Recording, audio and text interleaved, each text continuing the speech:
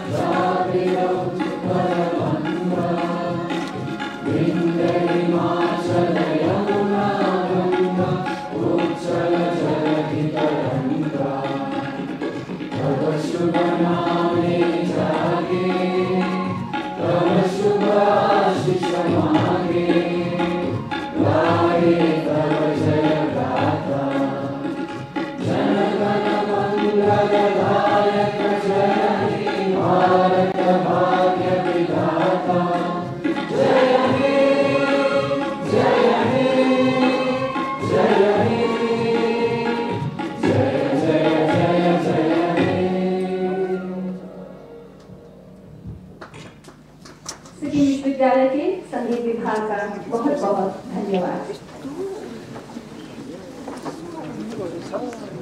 इस सभागार में उपस्थित आप सभी का मैं हार्दिक स्वागत करती हूँ।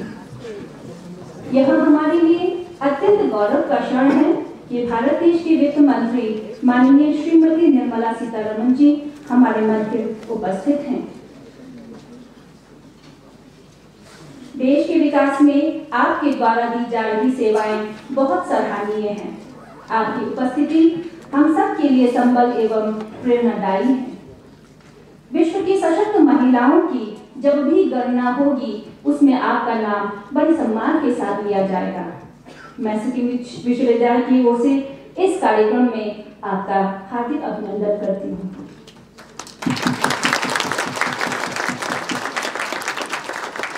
हमारे बीच सिक्किम सरकार के मुख्य सचिव आदरणीय श्री विजय भूषण पाठक जी उपस्थित हैं। सर, आपका इस कार्यक्रम में हार्दिक स्वागत।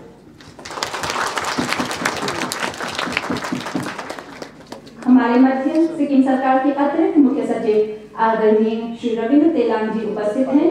इस कार्यक्रम में सर आपका हार्दिक स्वागत है। सिक्किम विश्वविद्यालय के अनेक विद्यार्थी एवं शोधार्थी यहाँ उपस्थित है। आपका इस कार्यक्रम में स्वागत है। सिक्किम विश्वविद्यालय से संबद्ध राज्य की 6 सरकारी महाविद्यालय जिनमें Narbahadur Bhandari college, law college Burtuk, सरकारी फार्मेसी कॉलेज शाचुंग, सिक्किम सरकारी college Sochagang Burtuk, Namdev institute of Tibetology Deorali, Sikkim सरकारी nursing college Sochagang, government college Rhenock के प्राध्यापक एवं विद्यार्थियों का विश्वविद्यालय की ओर से हार्दिक अभिनंदन करती हूँ। इस कार्यक्रम में उपस्थित मीडिया कर्मी एवं इस कार्यक्रम का लाइव प्रसारण करने वाली लाइव स्ट्रीमिंग तकनीकी टीम का मैं स्वागत करती हूँ। आप सभी का पुनः हार्दिक स्वागत है।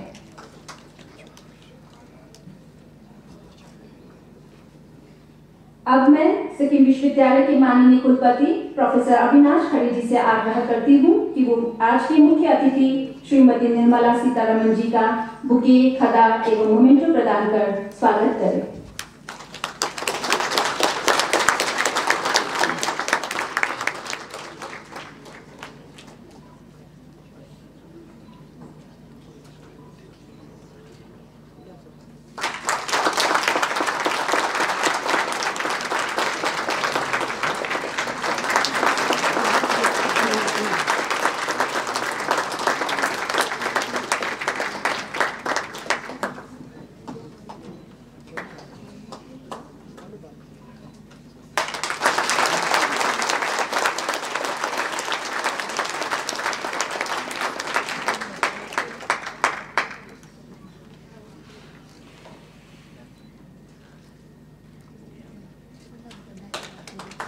कुलपति महोदय से मंचासीन अन्य अतिथियों का स्वागत करने का सादर अनुरोध करती हूँ।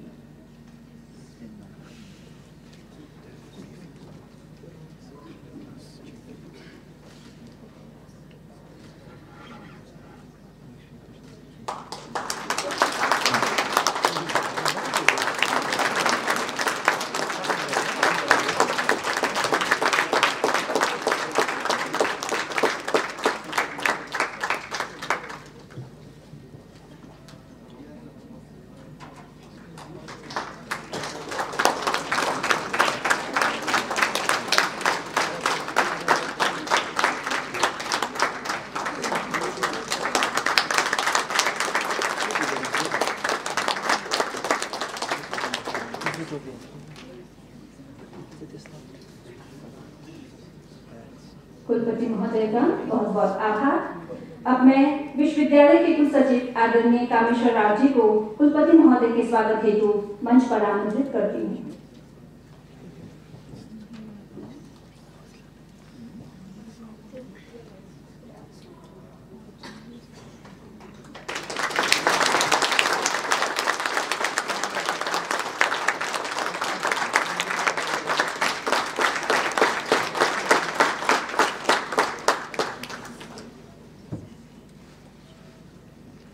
कुलसचिव महोदय का बहुत बहुत आभार। कार्यक्रम को आगे बढ़ाते हुए मंचासीन अतिथियों को बहुत विनम्रता के साथ दीप प्रज्वलन हेतु आमंत्रित करती हूँ।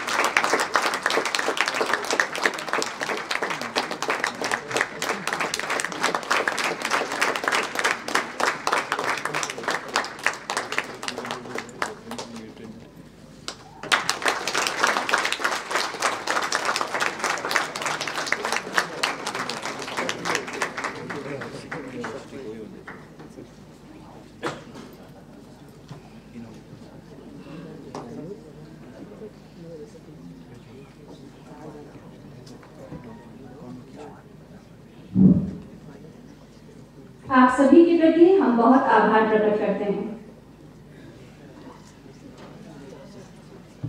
मैं सिक्किम विश्वविद्यालय के माननीय कुलपति महोदय को अपने स्वागत वक्तव्य के लिए मंच पर सादर आमंत्रित करती हूँ।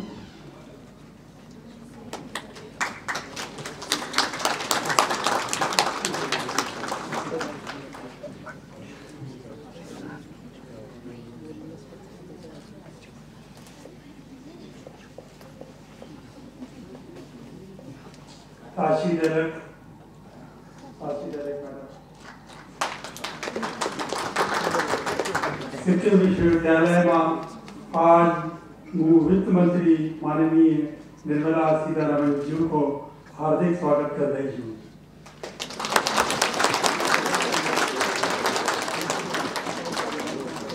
Respected Shrimati Nirmala Sitharaman ji, Minister for Finance and Corporate Affairs, Government of India.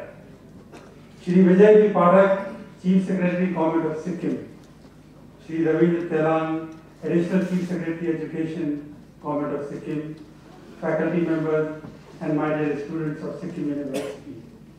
It is indeed my proud privilege to welcome the First Lady, Finance Minister of India, who is also the Minister for Corporate Affairs, and under whose able guidance, nation is fast progressing to become the fastest growing economy of the world.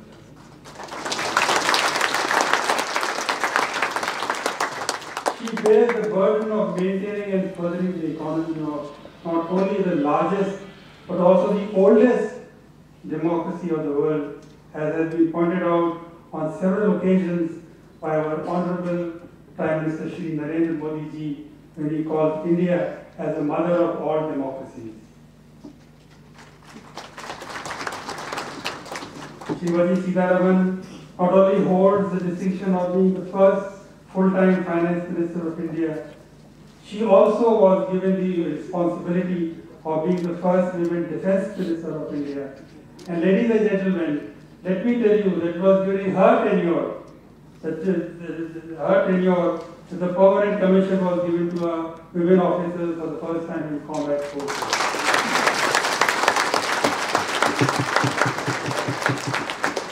To hold two such key positions in the government of India shows her commitment and her strength as not only a capable leader but also as a strong woman.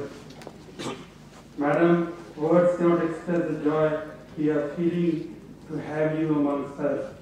We are indeed honored beyond words that you have expressed your desire to have a conversation with our students and to answer their queries.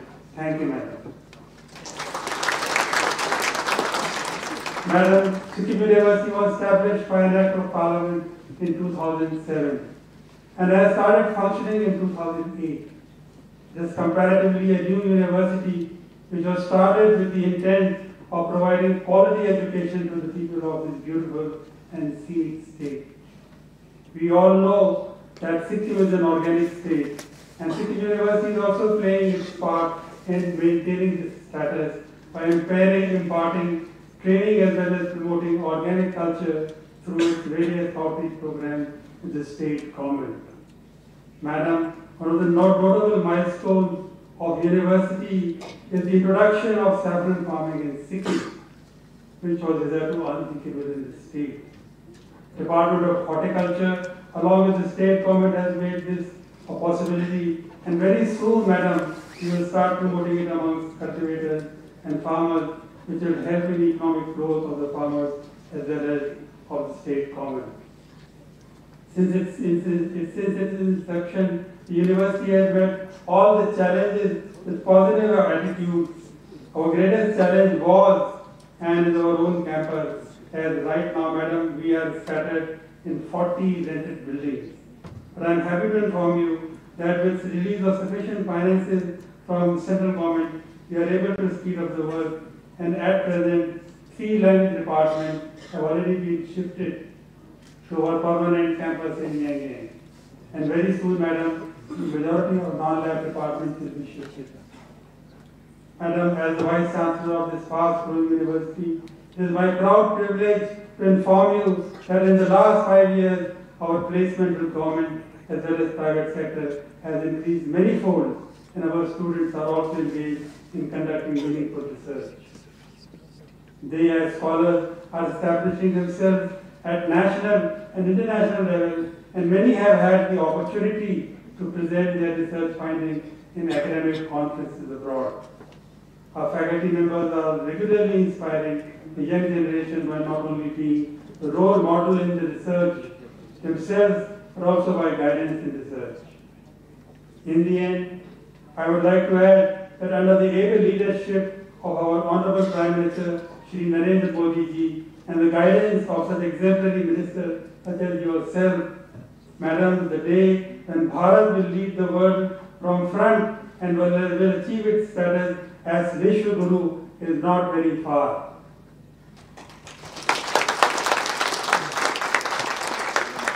We as citizens of Bharat have the opportunity to witness Azadi Ka Amrit Mahotsav, in which we as an educational institution participated with full vigor through various activities.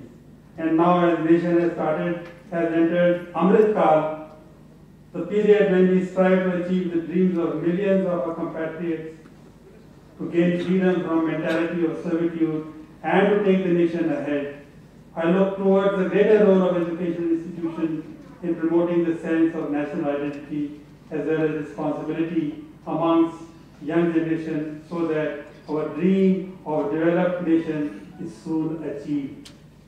The period till 2047 is full of hard work mixed with hope, and I assure you, Madam, that Sikkim University and its students will play their part in making of Bharat as Vishwa Guru by 2047. With this, Madam, I rest my words. Once again, I welcome you to Sikkim University. Thank you, Madam. Jai Hind, Jai Sikkim.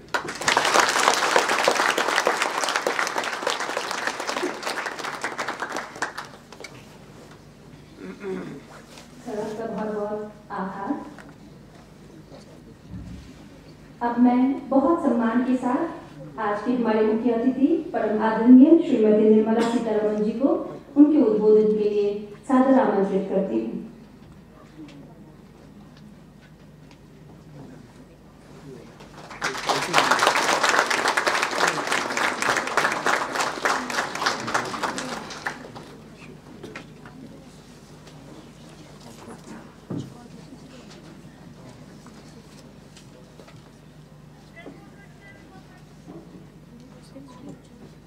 Respected Vice Chancellor,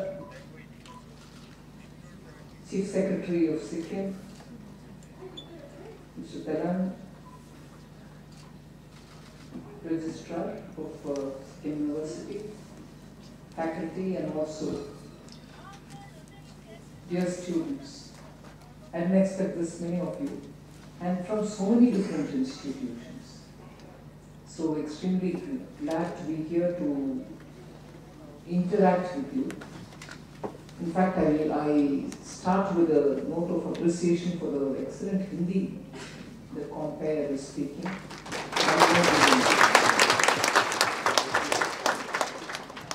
I'm no good and I may not match up to what she speaks, right? So I hope English is all right, or some local Hindi. English is all right? Yes, ma'am. It's always very invigorating when you meet up with students, particularly young ones. And I feel even more so nowadays because I'm seeing that energy in the students all over the country I go, wherever I get an opportunity I interact. Each time I come out being better off, better influenced, better motivated, with lots more ideas. And that energy which effuses naturally from you is something which all of us will have to share and be part of.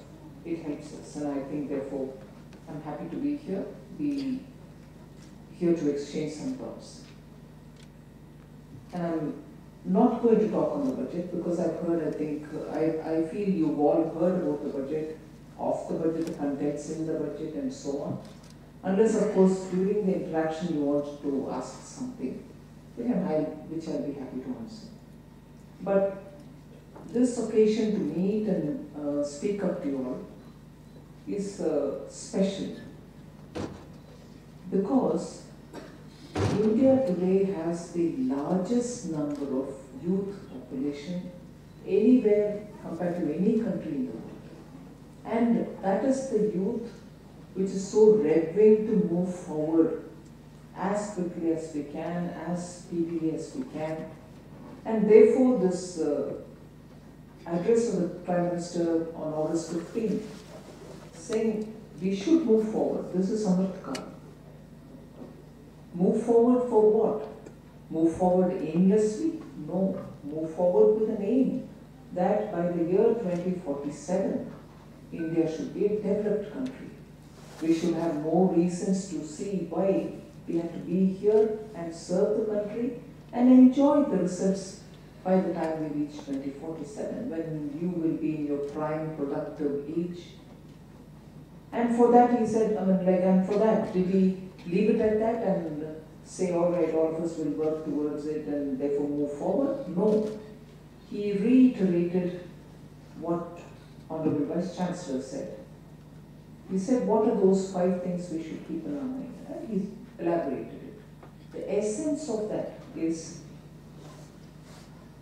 even after 75 years, we see among us not a fault, but certain legacies of the colonial rule, certain hangovers of the colonial rule, certain things which are already into us, we are not even so conscious of it.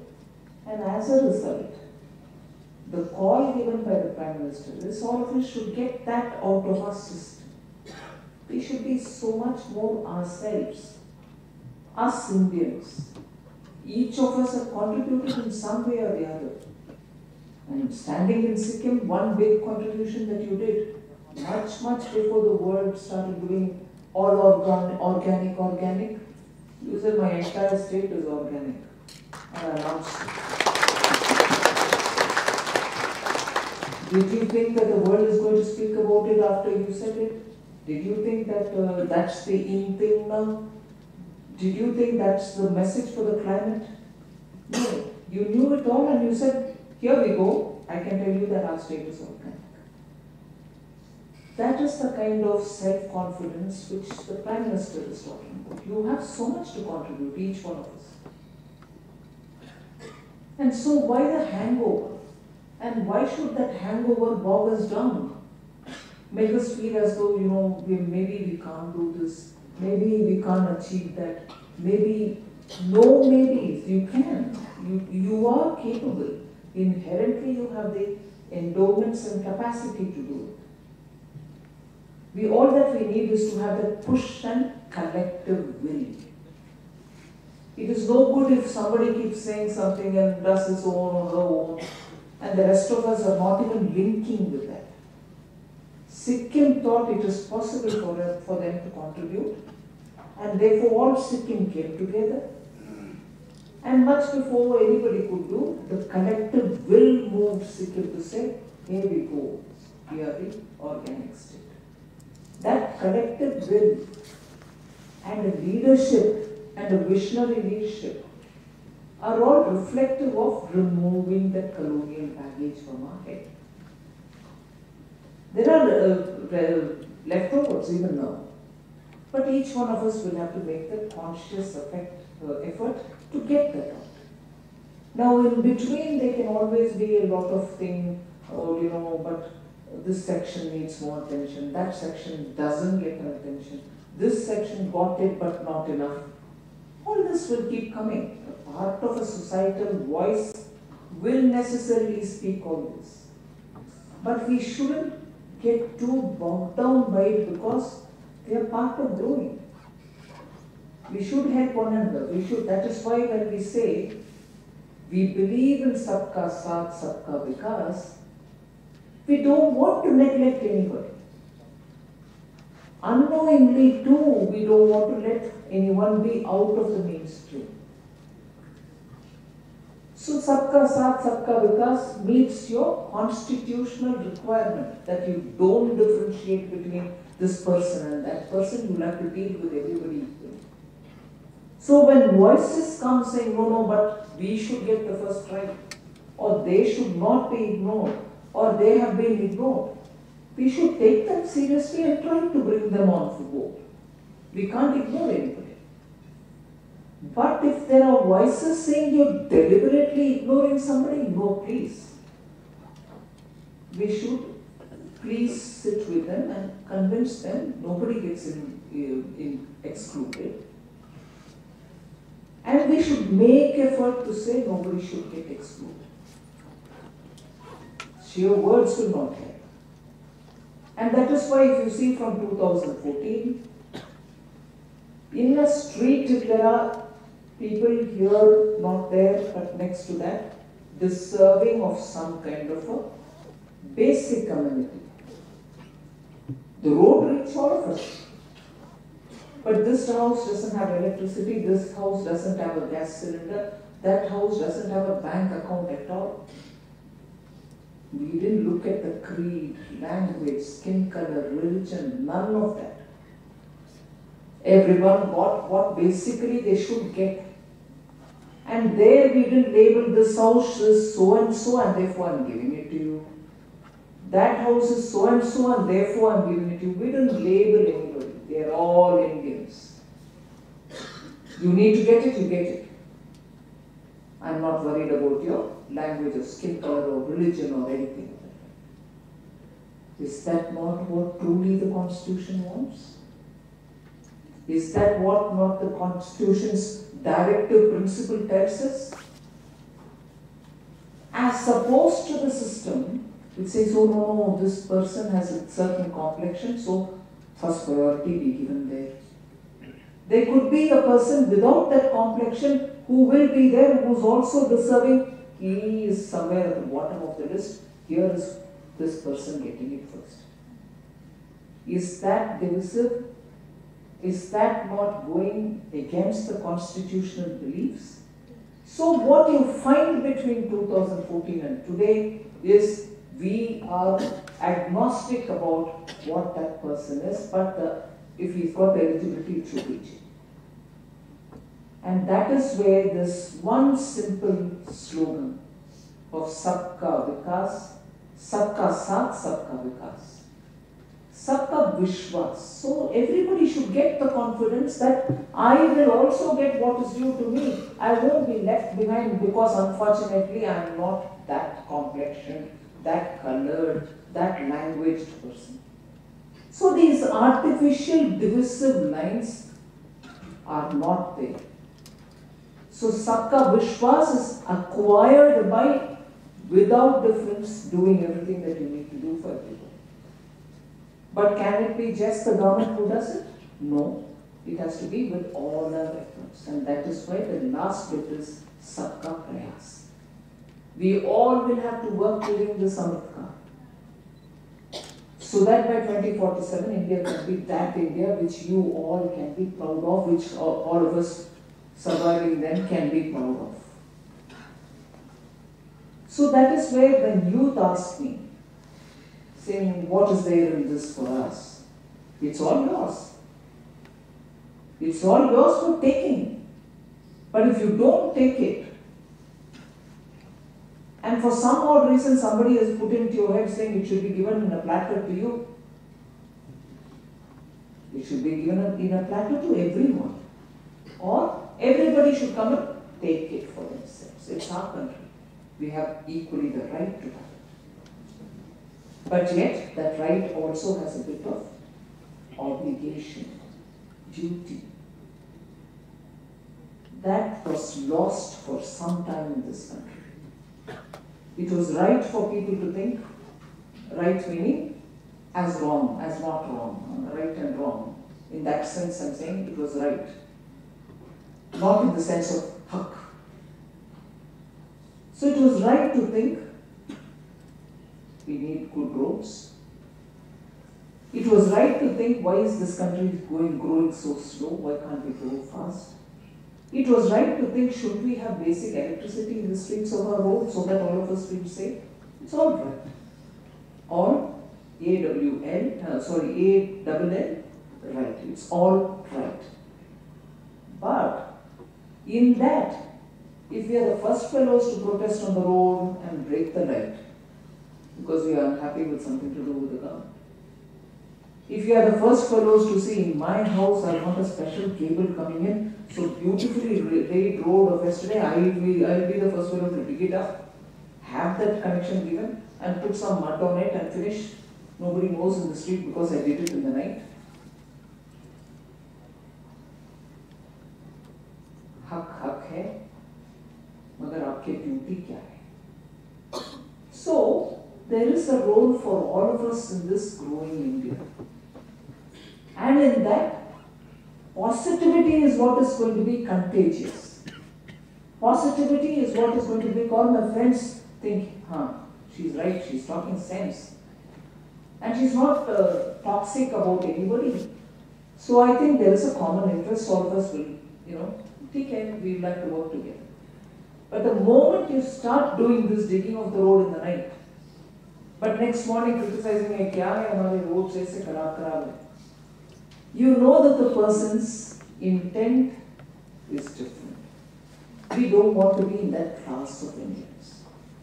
We need the special cable come to my street as much as the special cable be available for everybody in the street. So all of us should talk to the authorities and get that cable rather than me selfishly digging up that well-laid road for myself. That one example is sufficient to say what is sabka prayas. We need to have a collective sense of ownership. This road is mine, this country is mine, this state is mine. It hurts me to see that India has done phenomenally well in getting that Vande Bharat trains. The kind of comments we are getting are, it can be faster because, let us say, from, Kolkata to Patna or Bengaluru to Mysore, the train goes in a particular, today's train goes in a particular time. Vande Bharat cuts that time a bit, but it can cut further is what many people say. Vande Bharat, we expected it to cut by half. Each one has its own. It is cutting it down. It can cut more, is a different story. Our tracks also will have to be simultaneously made capable of taking that speed. But what nobody has a difference of opinion is, what that Vande Bharat train is like, that is like once you're inside it. All external sounds are off, You're sitting in a beautifully quiet train which doesn't have too much jerk. The travel experience is comparable to the best which is available anywhere else in the world. India has done it for itself. It's all built for itself. It's our own. So that experience is something which everybody wants to see. Oh yes. I've heard some people tell me that there are poorer people. Vande Bharat tickets are slightly more expensive than the usual ones. Poor middle class business people are not hesitating to pay that little bit more and travel by the train because one, it cuts some time, travel time, and two, they think, wow, this is possible in India. Why not give that extra paisa? But I'll also be part of that experience of this growing India. So this growing India doesn't exclude the middle class or poor. They all want the experience. That is why Udaan. Udaan is for common people. आम भारतीय नागरिक उड़ाने के लिए उनके लिए एक airlines whatever है in Hindi whatever आम नागरिक meaning common citizens should have that experience to fly. And people mock saying, will a common citizen who's a Hawaii chappal pehne wala, will he go? Today Udaan is having such a growth rate. People are wanting to fly. They don't mind putting that extra money in board. Great to feel a part of this experience and feel proud of this experience. But I would like to see those few people who, instead of going inside the train and enjoying that experience, standing by the wayside and throwing stones at it, breaking the window. For who are you doing this? Is it not our country which is building it? Is it not our country which is giving that experience for us? We kept saying all the while, can we ever build a good train? Dekho hamara train ka halat. That cynicism. Today, you cannot have the cynicism because you see in each one of these areas some development or the other. Maybe more is required. So I go back to saying, Sabka Saath, Sabka Vikas, Sabka Vishwas, Sabka Prayas. We should not be among those who are throwing stones at, Vande Bharat. We should get into the train and say, it's fantastic, but I have a different idea to make it even better. Wo karo. I'd honestly like to go meet up with these people and say, tell me, where exactly is your difficulty? Why do you want those stones at it? It's a collective property. It's ours. So, the narrative I want to put before you the young. The other day, attending the G20 Finance Ministers and Central Bank Governors meeting, meaning top 20 countries of the world. Their finance ministers and central bank governors are all in India attending the G20. They've gone back only day before yesterday. We had requested them to come for a trip to Indian Institute of Sciences, which is in Bengaluru, one of our premium institutions. The great science minds, STEM minds, I would say, science, technology, engineering, mathematics. Minds have all either worked there as professors, teachers, research scholars, or have been students. So we took them there, they saw it all.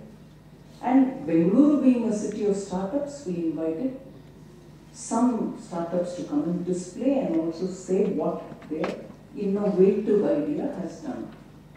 They were all the ministers attended, meaning some of them couldn't, but many others who came, their deputies came, central bank governors came. After that, we all reassembled to continue with the G20 meetings. Several of them in the meeting openly where we are discussing G20 agenda said it was an eye-opener for them that India can do this. The kind of innovation our young are doing, which have day-to-day relevance. They are not fancy things. They are fancy, but that fancy is being adapted for meeting our day-to-day requirements. Things like medical, some technology has been adapted to have an injection given. Example, COVID time injection.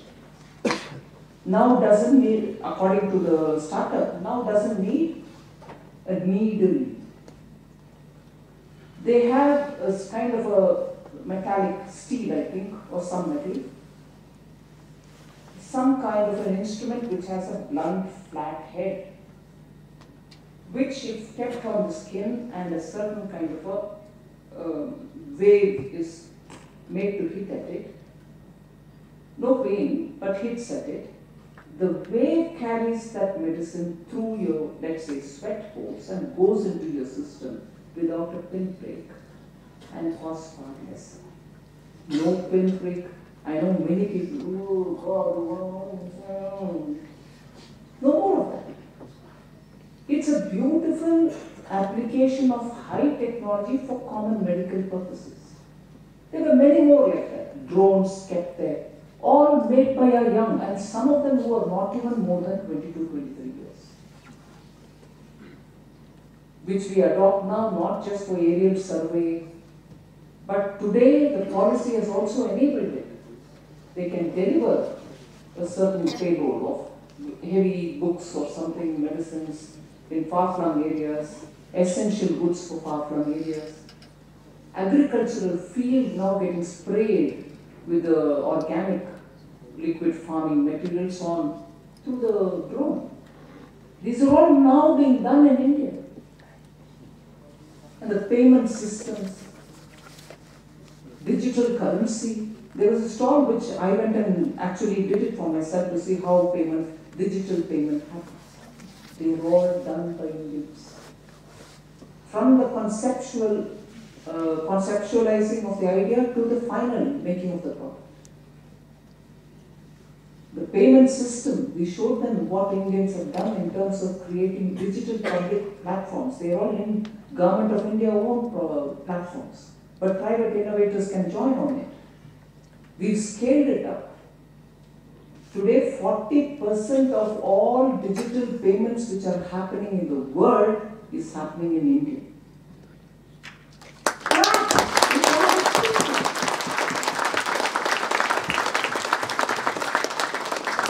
For a collective achievement which is phenomenal, which the G20 ministers found awesome.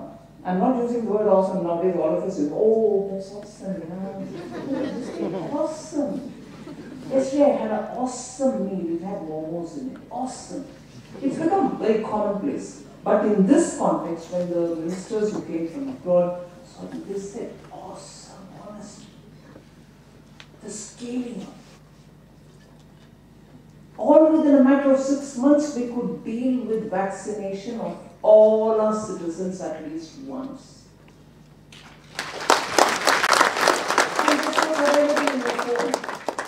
I repeat this narration which once External Affairs Minister said in a public meeting. He also has put it in that book, I think, Modi at 20.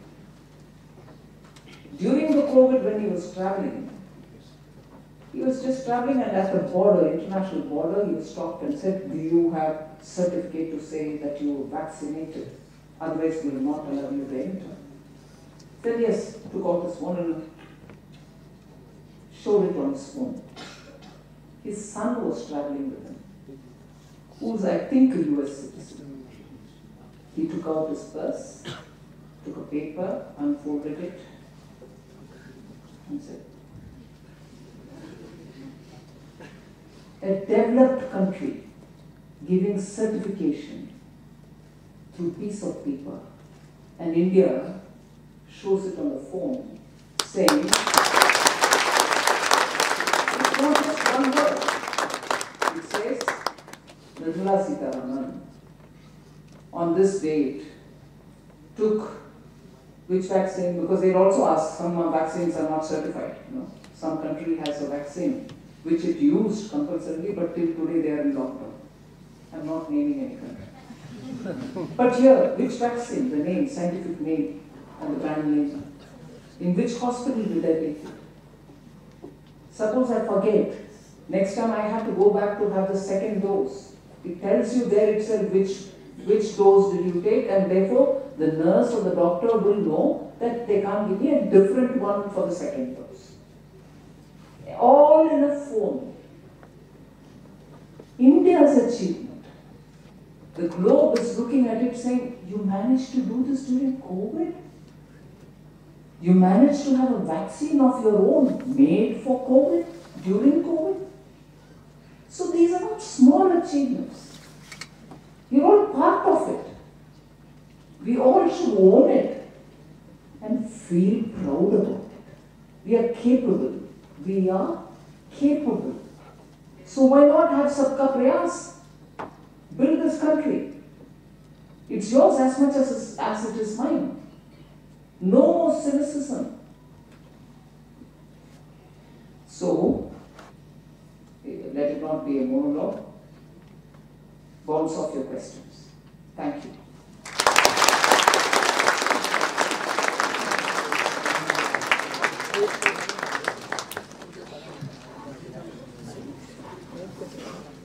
आपको सुनना madam बहुत सुखद रहा। आपके सार्वभौमिक उद्बोधन के लिए मैं आपके प्रति अपनी कृतज्ञता ज्ञापित करती हूँ। अब हम कार्यक्रम के दूसरे चरण में प्रवेश कर रहे हैं, जहां माननीय वित्त मंत्री का विद्यार्थियों के साथ चर्चा परिचर्चा होनी है। इस सत्र के संचालन के लिए मैं चीनी विभाग की सहायक प्राध्यापिका डॉक्टर धृति रॉय को सादर मंच पर आमंत्रित करती हूँ। So Hindi is getting even better, no?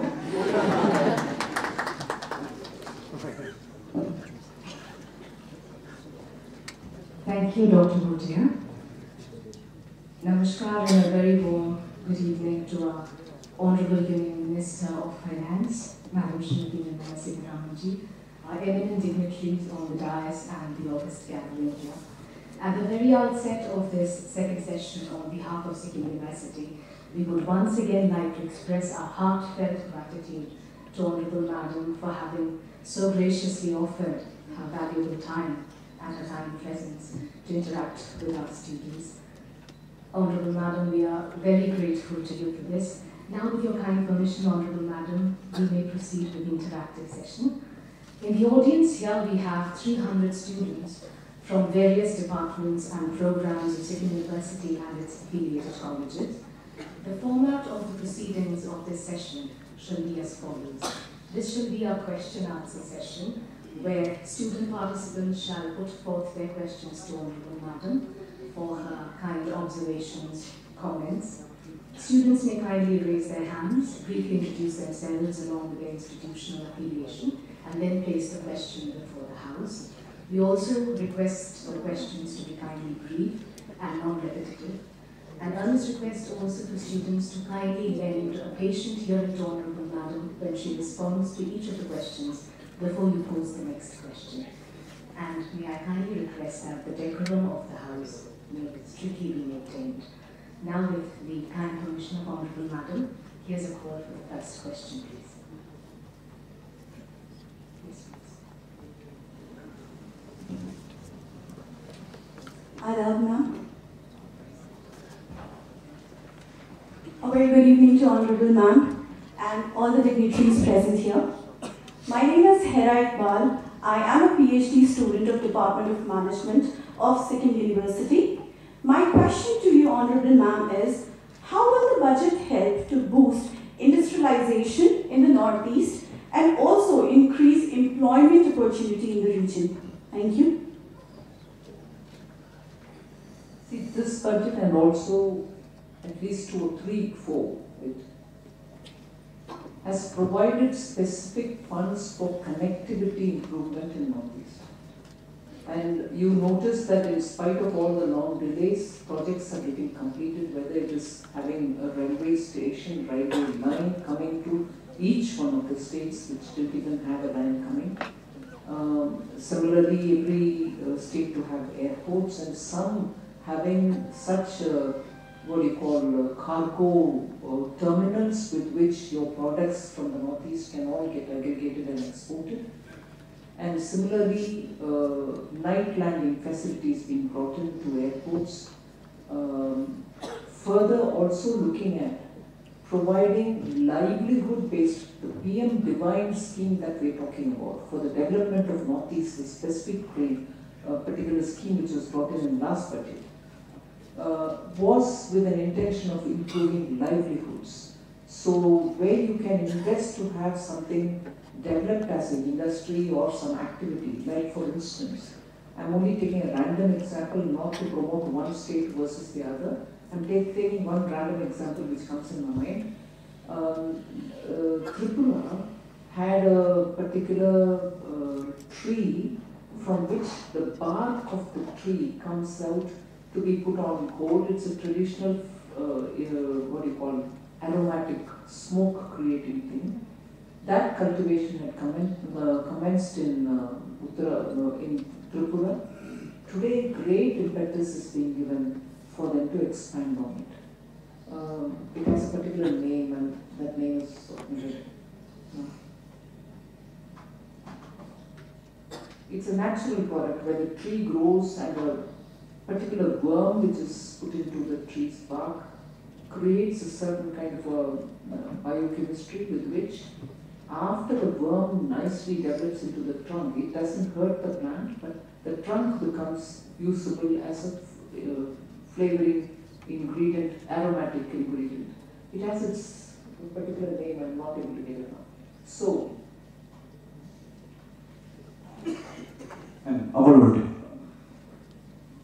Okay, so if that was done for Mizoram, for instance, PM Divine again, wanted to capitalize on the bamboo wealth that they have. So they made a bamboo corridor so that farmers can bring their bamboo onto this corridor, and it was possible to collect it and take it to a long distance terminal or a mill which is there to work on the, like that.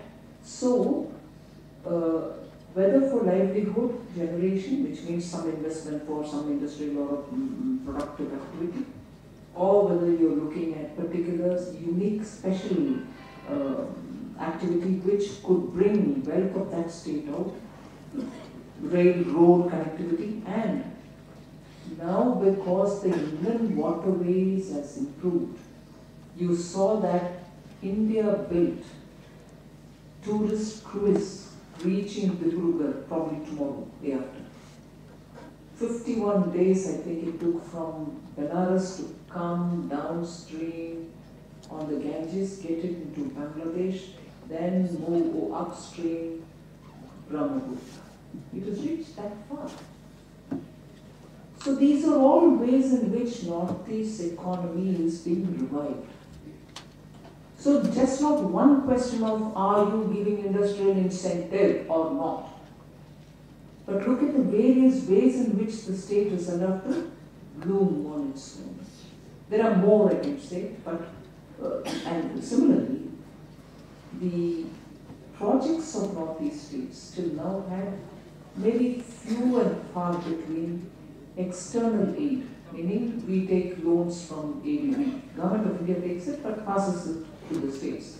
So ADB assisted program, World Bank assisted program, AIIB assisted program. All these are coming in much bigger numbers, much bigger big ticket programs are coming to the Northeast now. Thank you so much, ma'am.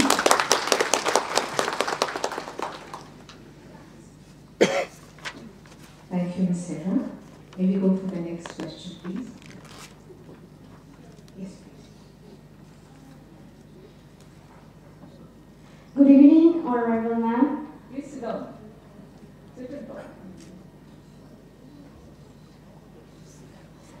Good evening, Honorable Ma'am. My name is Diksha Rai and I am pursuing Bachelor's in Pharmacy from Government Pharmacy College, Sajong, East Sikkim. And I am extremely overjoyed to get this opportunity, and I would like to ask you a question that I feel is a concern for all of us, and that is, nowadays, ma'am, people are not really interested in the agricultural activities. And as you can see that the North, like all of the youth, mostly, they are not at all interested in farming. So ma'am, how can we make the agriculture sector more attractive to the youth? Thank you, ma'am. A very interesting question. I really appreciate you for asking. Because agriculture should no longer be seen as that subsistence agriculture. You had a small land, you just cultivated something, you couldn't get better price for it. It's a burden. You didn't have aid, meaning you didn't have mechanical aids to help you remove the physical rigor which it requires. And you didn't have enough irrigation. The cost of all the inputs are too high, you could never imagine. Better seeds were not available. Basic subsistence money was not available. But today, I'm happy to say, over the last 7-8 years, in every one of these aspects, lot of effort has gone and gone in to make it much more attractive. In fact, agriculture together with some activities. I'll take the example of a leading agricultural equipment manufacturer. During COVID, they saw that agricultural activity were still going on, but enough number of labor were not available because people were scared to come in to work together. So at that time, this company had a thought that if farmers are given agricultural tools and equipments on hire, you take it as rent for a day, use it and give it back. You don't have to invest in buying that, which will remain idle for 6 months of the year. Only when you harvest you need it, only when you till it you need it. Now this company was thoughtful enough to go into those villages and call some agriculture family children and said, you may be doing whatever you want, but I'm giving you a business proposition. In your village, will you be my agent? I'll give all the tools. You will be the person who will receive the request from the farmers, who says, look, I want an equipment to help me in weeding out all those unwanted plants. Or my harvest is ready, I want to cut it. Equipment appropriate can be supplied on a day's rent and then you can do it. Now this man thought he belongs to an agricultural family but doesn't want to be in agriculture. But he thought this is a very quick fix for him to earn something. Being at home, he doesn't have to rush to the city. So he started this along with this company. They said, all right, we'll keep giving you those equipments. And he knew everybody in the village because he belongs there. That, Chacha, aapko ye chahiye for cutting? Nahin, Jija, aapko ye chahiye for now? He started doing that. And today, he wants to understand more of his father's land activity, agricultural activity, so that he can better bring technology there. He got interested in agriculture. There are ever so many ways which are now coming out or blooming, wherein the young people are seeing prospects in agriculture. Now, another example which I briefly mentioned. There is a little group, small group of young men and women who all went into drone manufacturing because India has given the certificate. They live in a rural area. They went around saying, can we try spraying some fertilizer on your crops to some farmers? Because they were local boys. The farmers felt confident. He's not a stranger coming from outside and saying, magic karega aapko, none of that. So they had trust in these boys. They said, we've manufactured this, drone, we want to see it work. They tried, it worked, and the farmer thought, well, if it is so effortless now to spray. Otherwise, he was carrying that huge big bag, like cylinder on his bag with a pipe with the, pressure, and go spraying his entire field in this hot sun. Now he's got this chap who comes, remotely operates, it's going about spraying it, it's all over. And it can be his own son.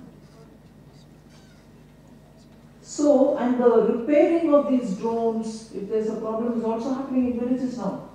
the same village farmer himself is willing to learn about how to repair the drone. So interest in agriculture is, and also organic, your masters, but there are others who are saying, organic kya cheez hai bhai? So their children are getting into it by using all the, different apps which tell them about organic, how to go about it. So the children are now advising their parents to be better agriculturists. So there are ways in which you are coming back. But I'm very happy you're conscious of it.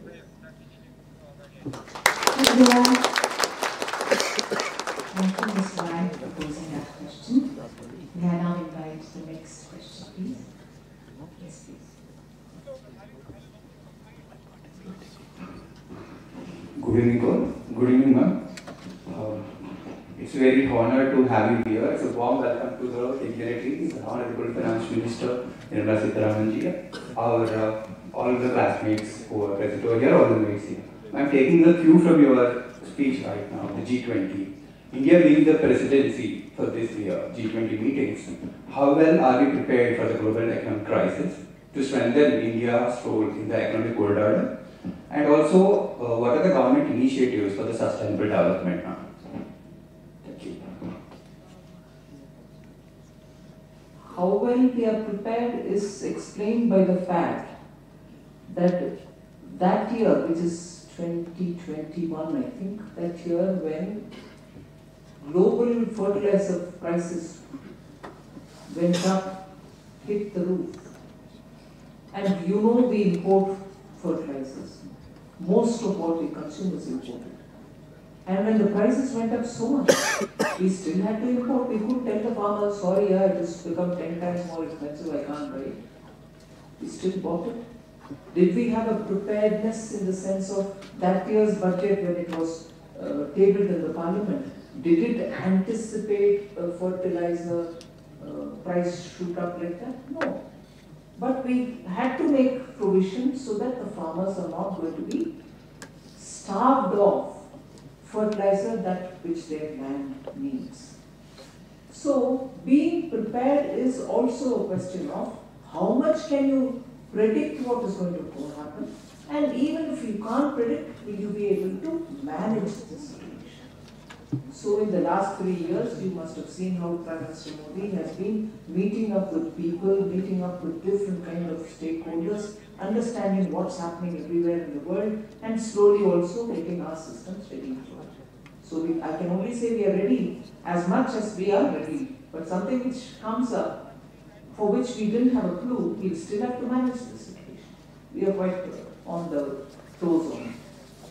And then your second question was on? The global economic crisis that we are facing now. So what are the ways that India is going to take head on G20 meetings and make it a point that India strengthens its economic role in the world economic order? So the point is the fact that we have kept India's interest right up front. We didn't come under any pressure. We made sure that we need certain, let's say, affordable fuel to come to India. So we took decisions which put India's interest on the top.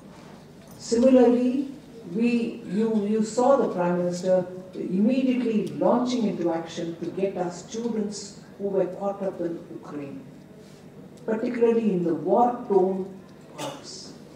Because we could communicate with them and our Prime Minister's words carried the weight, they ceased fire for a short while without making a big announcement of it, but we were readily there to get our students to some safe point from where we airlifted them. That is one thing. So, in Bali, when Indonesia's presidency on G20 last year was happening, Prime Minister took this line, saying it's not the era for war. Why do we want this war? It's not an era. We should go back to having dialogue and diplomacy to bring this whole thing down to peace and calm and so on. That was adopted as part of the language of the communique which came from G20, Indonesia's presidency. That's the weight which India's Prime Minister's words carry. And we are looked up as one of those countries whose economy is buoyant, whose citizens are skilled, which is a knowledge-based economy. Knowledge-based economy has so much ramifications. Your contribution is there in so many areas in which other countries are not even competing yet.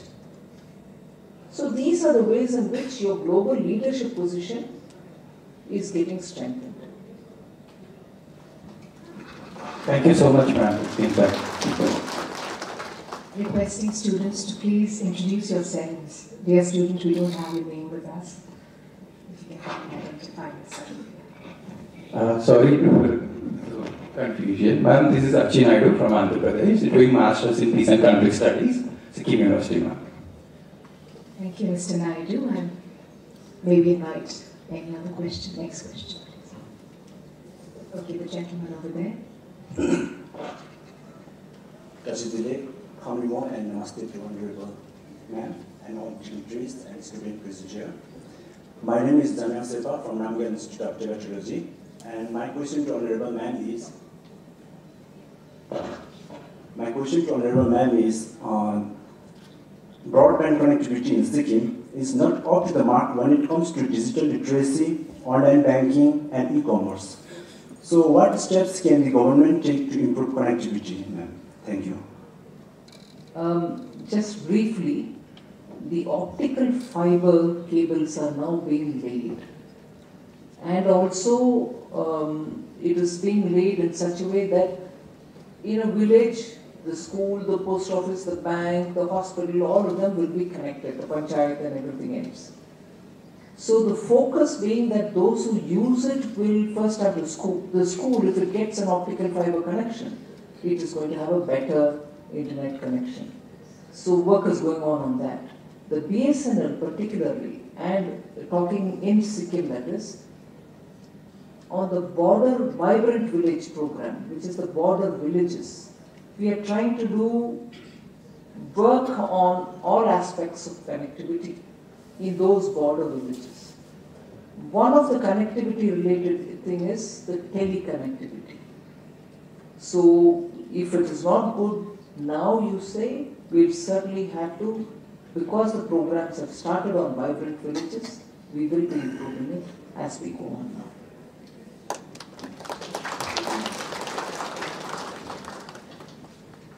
Thank you, Honorable Ma'am. Any further questions from you? Yes, please. Good evening and Jai Johar, ma'am.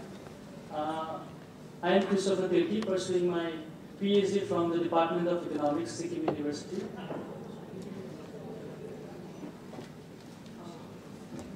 Ma'am, if we look at the trend lines, expenditure on education has nearly doubled in the last 9 years. And the union budget has set aside 1.12 lakh crore rupees for the education sector. My question to you, ma'am, is what are the special provisions in the union budget for driving the implementation of the national education policy? Thank you. Tilke, I'm curious, are you from Orissa or are you from Jharkhand? No, ma'am, I am from Assam. You're from Assam. Yes.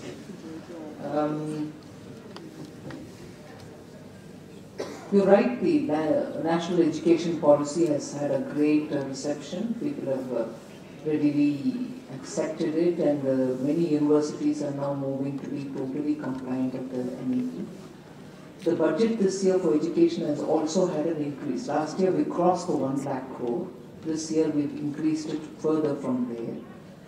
There are a lot of awareness building activities which the HRD Ministry conducts to make teachers, administrators and also students aware of what this NEP is all about.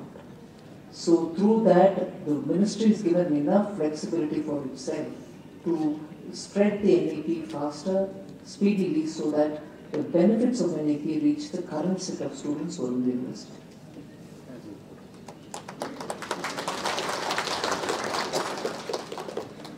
Madam, with your kind permission, shall we move on with a few more questions? Right. Yes, please. नमस्ते madam, म देवराज छेत्री, तपाईलाई स्वागत गर्दछु सिक्किम विश्वविद्यालयमा। Madam, I am from the Department of Political Science, Sikkim University, and presently I am the General Secretary of Sikkim University Student Association. Madam, actually I don't have a question to you. I congratulate you for presenting an spectacular project this time. Madam, I just want to request you something. Since you have been a student of a university which has one of the best campuses in India, I know, madam, that you understand the value of an integrated and permanent campus. So, madam, I just want to request you to kindly give some special attention to our university, because we are, since our establishment, madam, it's been 14 years we don't have a permanent campus and we still do our classes in temporary buildings. You can understand that we are in a hilly region, madam. We are in a hilly region, so we have to face so many hurdles, madam. So I hope that you will understand and you will look into it, madam. Thank you so much.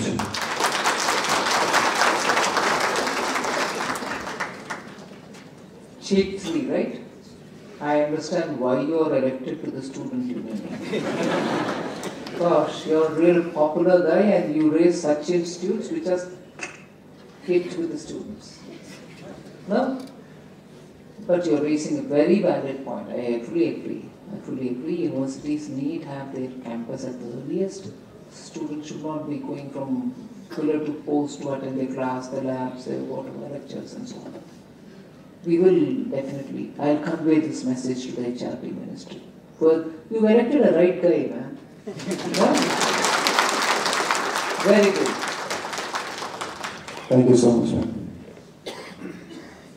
Thank you, Mr. Chetri. Yes, any more questions? Any female students with questions? Yes, please.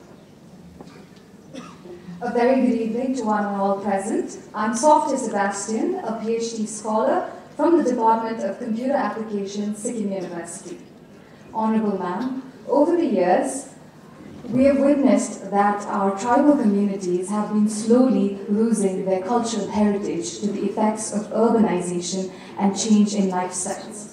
Although development is necessary, it is important to ensure that our cultural heritage is not given away to all of these urbanization and change in lifestyles. So, respected ma'am, my question to you is, what role does the Finance Ministry envisage to play in the conservation of tribal heritage, both tangible and intangible?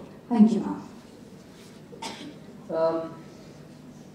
If you listen to the budget this year, you will notice that for a very primitive tribes who are spread very thinly across very many states, we have allotted more than 14,000 crores this year budget alone.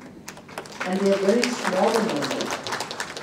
Very small in number, but among the tribes, least in terms of developments reaching them. And what do I mean by developments reaching them? Where they live, do they have roads? Do they have wellness centers? Do they have facilities? Do their children get adequate education-related scholarships? Do the women have options to do some kind of work within the village? And are they nutritionally fit? And so on. So, for this very primitive group of tribes, we have allotted this particular thing with an intention that every scheme of the central government will be completely saturated. Whereas, if it's a beneficiary-based program, every beneficiary, eligible beneficiary should get it. If it is collective, getting roads to the village, getting connection for internet, as was mentioned, these kind of common facilities as well, and individual beneficiary-based programs as well should reach them. So if that is being done for very primitive groups, for tribal education, which is the Eklavya model schools, there are now teachers being recruited. 35,000 teachers are being recruited this year. The exact number is in the budget. And also for teaching in those schools. And also for other support staff recruitments are being funded by the central government, the budget has announced it. That's education related. Other than that, in order to preserve the culture of the tribal communities, in every district which is tribal dominated, there is a huge big museum being set up for how these tribes live, what are their cultural identities, what is their contribution towards their own tribal affairs, who are the great freedom fighting leaders who emerged from these communities, memorials for them, and so on. So tribal cultural museum is being built by the center in states where these communities have been undocumented. So all of them will have to be documented, all of them will have to be placed. So these are few of the things which I want to put before you, but there are many more which I don't want to take time to say. Thank you, ma'am. In view the time constraint, Honourable Madam has to leave for another very important appointment. We can only take one last question. Yes, gentlemen. Good evening, everyone. Respected ma'am. Ma'am, my name is Lahang Limbu, currently pursuing BA LLB from Sikkim Government Law College. And my question to our Honourable Ma'am is that, thank you ma'am, the world is now data-driven with extra emphasis on artificial intelligence. So how had budget addressed that, ma'am? Thank you. Since the last budget, we are making provision for data centers, which can be set up anywhere through private partnership. In fact, we are calling private entrepreneurs to set up data centers. The government will facilitate them with what required, policy support and all that. Big investments are coming through for setting up of data centers. UP, in fact, has had several offers and they're setting up also. So data centers, in fact, I would invite Sikkim's youth now to think in terms of having data centers established in every district to start with in Sikkim. Please get the information, they are all available in public domain. Go to the ministry site, the Meaty Ministry's data center related data statement in the public domain. Data centers, that is from last year I am saying. This year's budget has announced that artificial intelligence will have to now be made in India, make India an AI hub, make AI in India for the world. So that's the approach we have taken, and we are setting up 3 centers of excellence in premier institutions. They have yet to be chosen, institutions, so that research in AI happens in India and India becomes the leader in using AI. And therefore, centers of excellence for AI will do research, also come up with products based on AI, which can be useful for both government and for private businesses. Thank you, ma'am. Thank you very much, Honourable Ma'am, for having spared your very valuable time and for having sharing your insights. This brings us to the end of this interactive session. Namaskar, ma'am. Thank you very much, and I now hand over the charge of the ceremony to Dr. Bhutia.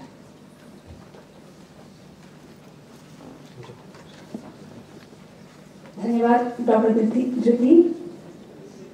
अब हम कार्यक्रम के अंतिम पड़ाव पर हैं। धन्यवाद ज्ञापन के लिए मैं पुनः आपके समक्ष प्रस्तुत हूँ। इस क्रम में सबसे पहले मैं आज के हमारे मुख्य अतिथि माननीय श्रीमती निर्मला सीतारमण जी का आभार प्रकट करती हूँ, जिन्होंने अपना बहुमूल्य समय हमें उपलब्ध कराया। आपके प्रेरणादायी उद्बोधन एवं विद्यार्थियों से आपके संवाद निश्चित तौर पर बहुत लाभान्वित करने वाला है। मैं विश्वविद्यालय परिवार की ओर से आपके प्रति आभार प्रकट करती हूँ।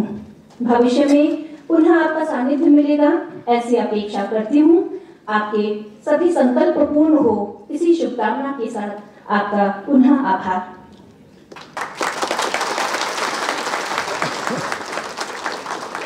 सिक्किम सरकार के मुख्य सचिव आदरणीय श्री विजय भूषण पाठक जी, कार्यक्रम में आपकी गरिमामय उपस्थिति रही, आपका बहुत आभार। सिक्किम सरकार के अतिरिक्त मुख्य सचिव आदरणीय श्री विवान रविंद्र तेलांग जी, कार्यक्रम में आपकी उपस्थिति देकर आपने हमारा मनोबल बढ़ाया, आपका बहुत आभार। कार्यक्रम में सिक्किम विश्वविद्यालय से संबद्ध महाविद्यालयों के संकाय सदस्य, मीडिया कर्मी एवं लाइव स्ट्रीमिंग तकनीकी टीम का मैं आभार प्रकट करती हूँ। कार्यक्रम में सिक्किम विश्वविद्यालय एवं उससे संबद्ध महाविद्यालयों की लगभग 300 विद्यार्थी सम्मिलित हैं, जिन्होंने बड़े उत्साह के साथ आज के इस कार्यक्रम में सहभागिता की। समय के अभाव में सभी को प्रश्न पूछने का अवसर नहीं मिला, लेकिन आपके सजग एवं ऊर्जस्वित व्यक्तित्व के हम कायल हुए। आप सभी का बहुत बहुत धन्यवाद। आपकी ज्ञान पिपासा निरंतर जलती रहे। उन्नत देश एवं समाज के निर्माण में आपका सार्थक हस्तक्षेप हो, ऐसी आपसे अपेक्षा करते हैं। मैं धन्यवाद करने के क्रम में चिंतन भवन से जुड़े उन समस्त जनों का धन्यवाद करती हूँ, जिन्होंने इस कार्यक्रम की सफलता में अपनी महत्वपूर्ण भूमिका निभाई। आप सबका पुनः बहुत बहुत आभार। औपचारिक रूप से अब मैं कार्यक्रम के संपन्न होने की घोषणा करती हूँ।